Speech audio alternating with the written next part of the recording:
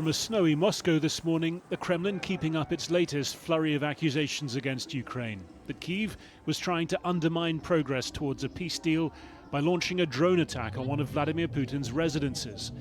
Ukraine has ridiculed the claims, but Russia nonetheless promising to toughen its stance.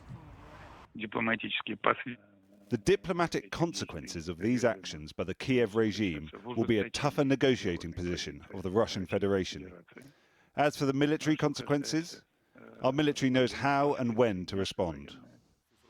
That military today releasing images of what it said were its Oreshnik hypersonic nuclear-capable missiles being deployed in Belarus. Ukraine's president says Russia is planning to strike government buildings in Kyiv using the alleged Ukrainian attack as a pretext.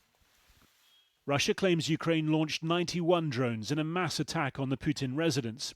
They would have had to fly more than 400 miles through heavily defended airspace en route to the target, a sprawling complex on the northeastern shore of Lake Valdai, itself guarded by 12 nearby air defense batteries. There are no local reports of any explosions on the ground or in the air. And Russia's defense ministry says only 18 drones were intercepted over the entire Novgorod region last night. I learned about it from President Putin today. I was very angry about it.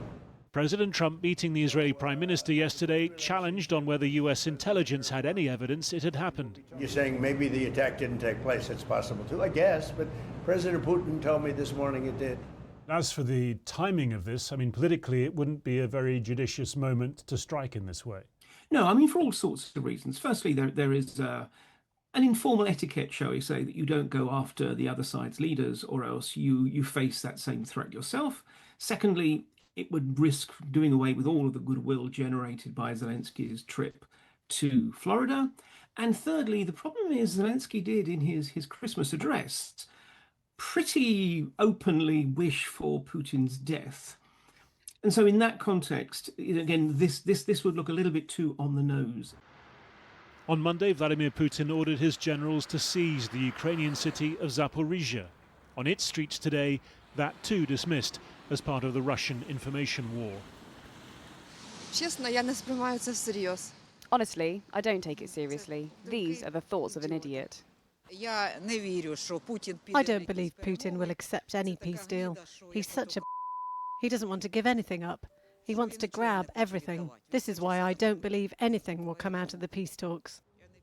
President Putin was in front of the cameras again today, talking to his deputy defense minister about care for injured veterans of his special military operation. Almost a mirror image in Kyiv, where President Zelenskyy was handing out housing certificates to Ukrainian soldiers and their relatives. Also announcing today the latest round of diplomacy with a meeting of the leaders of the so-called Coalition of the Willing in Paris a week today.